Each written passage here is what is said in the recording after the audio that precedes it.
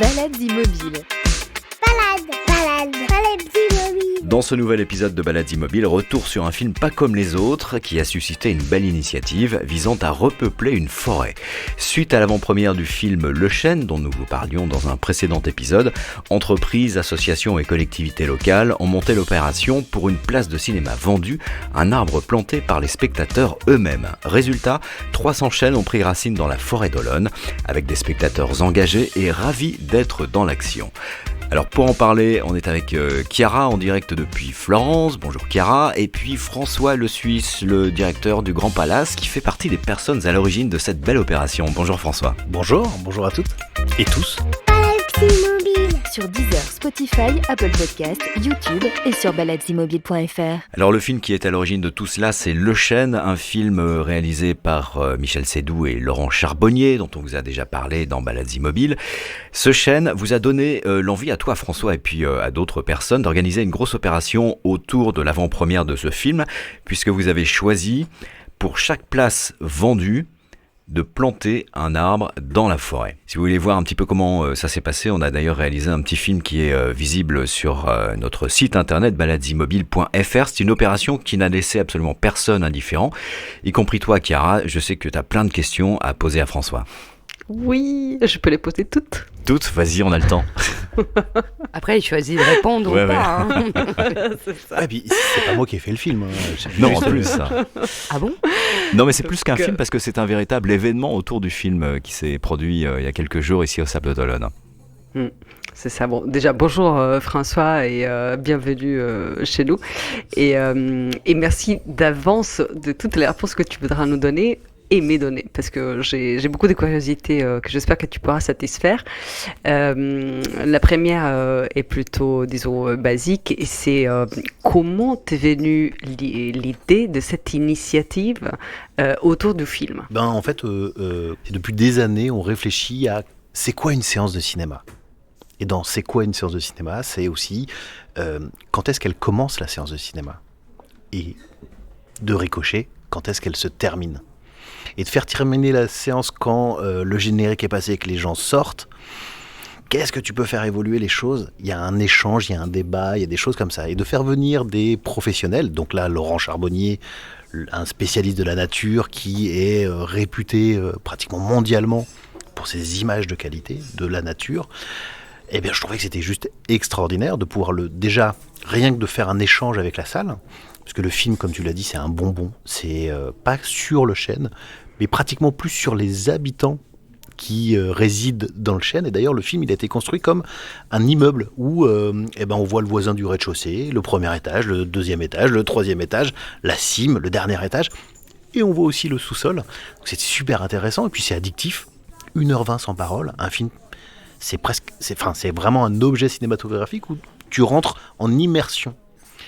Et je trouve que de n'avoir aucune parole, tout en donnant un message hyper concret qu'il faut protéger la nature, que c'est fragile, eh bien, mettons l'idée à l'acte, et puis de dire que la nature est belle et que ça fait des années et des siècles qu'elle s'embellit ou qu'elle se détruit. Faisons notre petite contribution, allons planter ce qu'on vient de voir. Eh ben, nous aussi on peut le créer. Mais ça fait quelques années où on réfléchit avec quelques séances. On a déjà demandé avec des distributeurs d'offrir la recette d'une soirée pour planter des arbres. Donc ça a commencé à faire bouger les lignes il y a quelques années.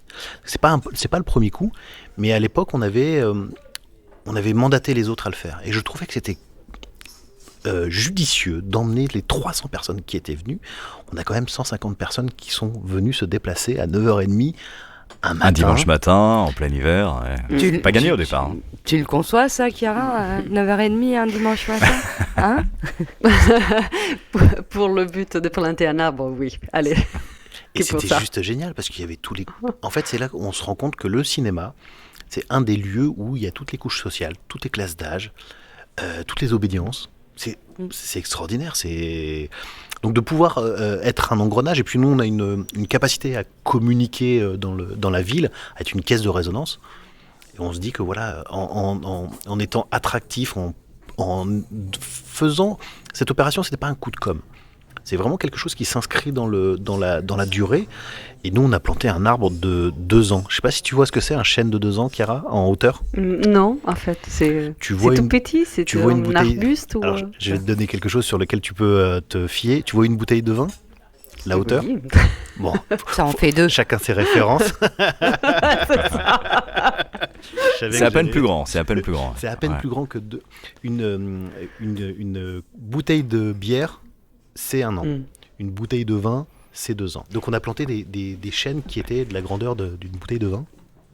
Donc l'ONF, parce que l'ONF est partie prenante de l'opération, on les a mis parce qu'on voulait absolument... Ce qu'on ne voulait pas, c'est à la fin de la séance, donner un petit chêne à chaque spectateur et qu'ils repartent avec leur chêne. Ça aurait été d'un coup de com'. Et les 99% des chênes qu'on aurait donnés seraient morts. Oui. Parce que l'appartement, c'est fait pour avoir beaucoup d'espace. Et l'ONF a des grandes ambitions. Donc l'ONF en France, c'est l'Office national des forêts, c'est l'organisme qui gère un peu toutes les forêts en France. C'est un organisme public. Ah ouais, c'est vraiment l'organe de gestion des forêts. Et on est arrivé l'alignement des planètes. Et ce qui est juste génial, c'est que ils ont pas les moyens. On leur donne pas les moyens. On leur donne des choses à faire, mais ils n'ont pas les moyens. Et nous, on arrivait avec 300 chênes où on pouvait amener du monde, planter les chênes. Et ce qui est vraiment beau dans l'opération, c'est que on le verra jamais, ça. Tout ce qu'on voit dans le film, c'est nos enfants qui le verront. Alors Laetitia, toi tu étais présente ce dernier dimanche de février lors de cette plantation d'arbres. Effectivement, il y avait beaucoup de monde, environ 150 personnes.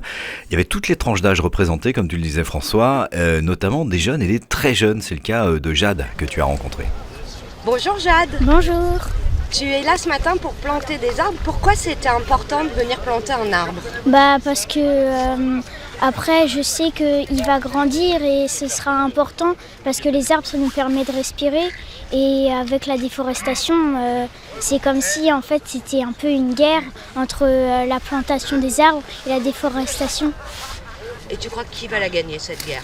La plantation. Alors c'est une initiative qui a interpellé aussi bien des locaux, des gens des Sables d'Olonne que des vacanciers, des touristes. Et c'est le cas notamment de Muriel qui était venue là pour l'occasion. Je vis à Paris, mais de plus en plus je viens au Sable où on a un petit pied-à-terre. Et on adore cette forêt d'Olonne qui permet d'accéder à la mer à travers la nature. Donc en fait on est très attachés depuis des années à marcher dans la forêt d'Olonne, à entendre la mer avant qu'elle ne se révèle. Et donc on a plaisir à venir planter des arbres pour le futur de la forêt, pour qu'elle puisse être toujours en bonne santé et s'étendre. C'est aller toucher la terre en fait. Il y a la mer pas loin, mais la terre est toujours importante. Et donc voilà, c'est tout un symbole. Parce que ce qui manque aujourd'hui, c'est des prises de conscience très concrètes que la nature nous porte tous. On s'est tous adossés à la nature pour grandir, mais on n'en est pas forcément conscient. Et le regard que vous portez sur cette opération de ce matin qui a été montée avec l'ONF, une association, le cinéma, Villa Verde qui a participé à fournir les arbres, quel regard vous portez sur ça ? Je trouve que c'est un entrecroisement formidable parce que on va bâtir la société de demain à partir du moment où les uns et les autres vont se nouer comme les racines, les radicelles qui sont sous la terre, en faisant des connexions de plus en plus nombreuses qui permettent de voir l'existence, de se reconnaître, de se comprendre et d'agir ensemble. Et ça, c'est une très belle opération parce que c'est un film qui est projeté sur un écran, donc ça reste une image, et que ce soit un relais vers une action où beaucoup de personnes avec des visions différentes, complémentaires, variées, se rencontrent. Je trouve que c'est magnifique et on devrait le multiplier à chaque fois, un film, un documentaire et des actions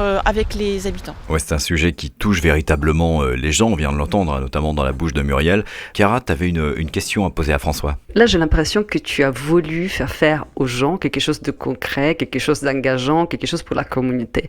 Donc, pourquoi toi, en tant que patron de cinéma, tu peux faire ça et tu penses que c'est important que tu le fasses dans ta veste ? Quand tu es chef d'entreprise, soit tu vois le chiffre d'affaires et tu regardes juste la comptabilité et ce que ça peut te rapporter, soit tu comprends aussi que tu vends de la culture.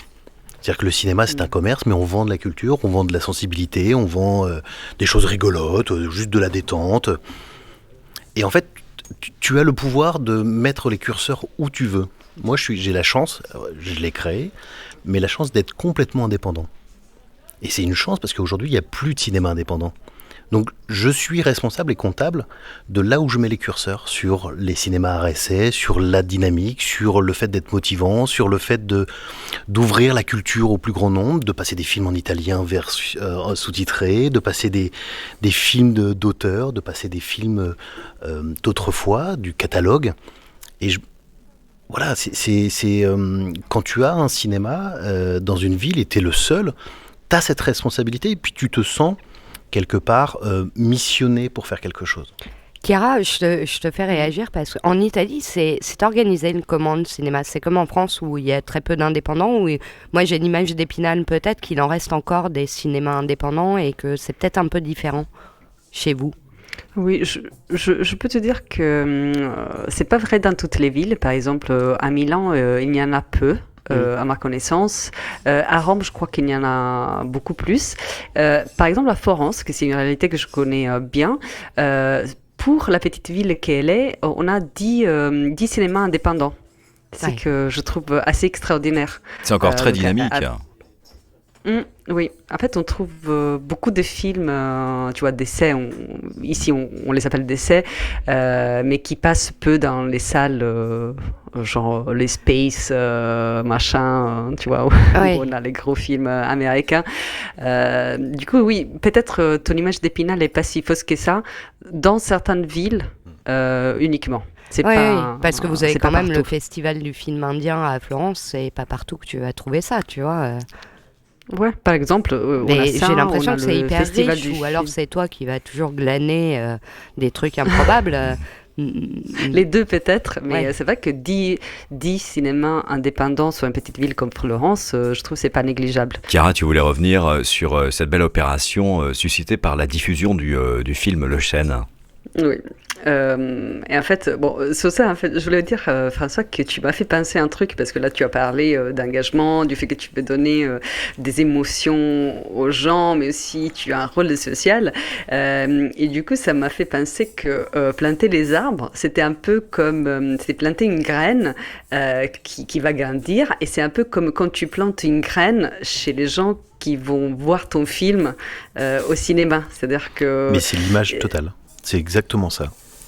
En 1h30, tu peux faire changer les mentalités. Et il y a des films qui ont fait changer les mentalités.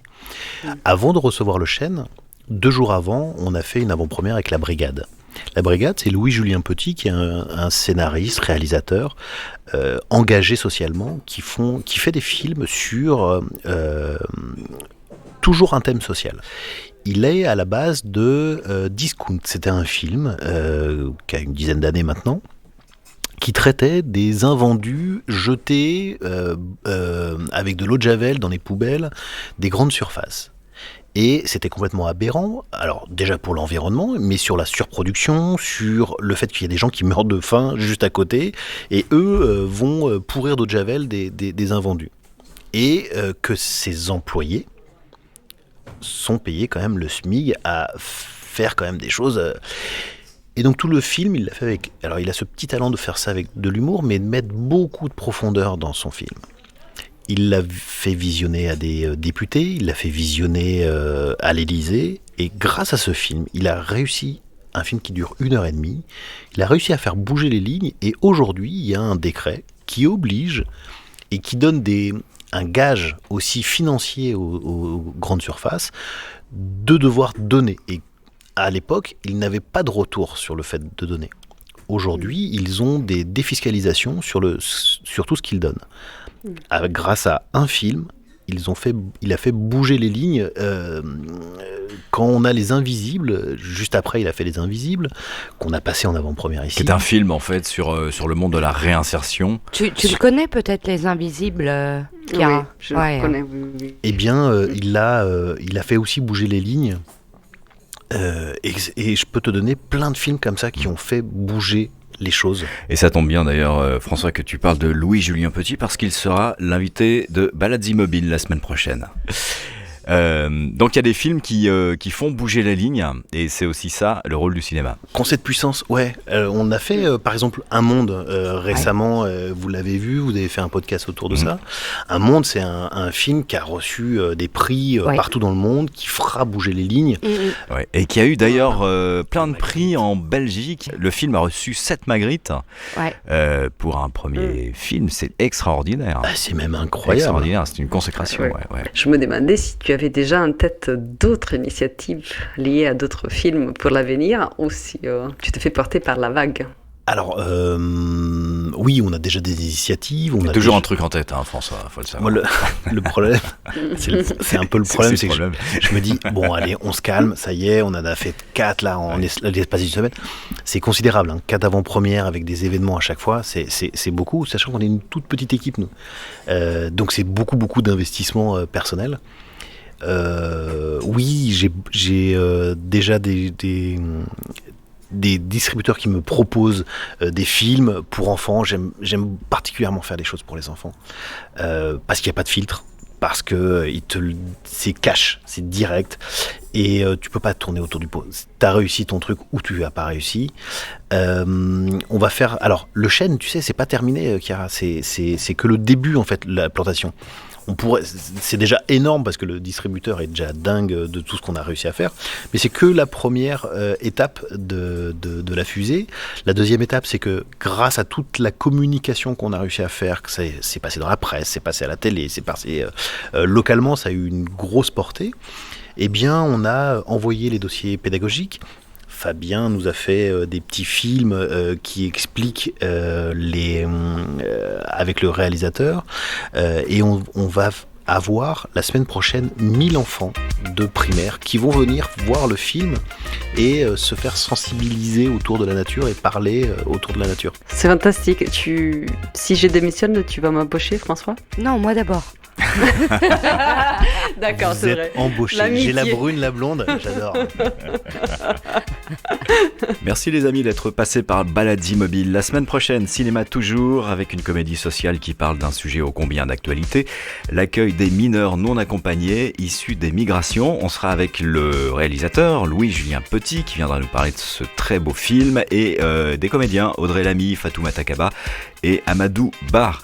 Rendez-vous sur notre site internet pour découvrir nos vidéos, nos articles. Vous pouvez également nous suivre sur notre page Facebook Balades Immobiles. Sur Deezer, Spotify, Apple Podcasts, YouTube et sur baladesimmobiles.fr.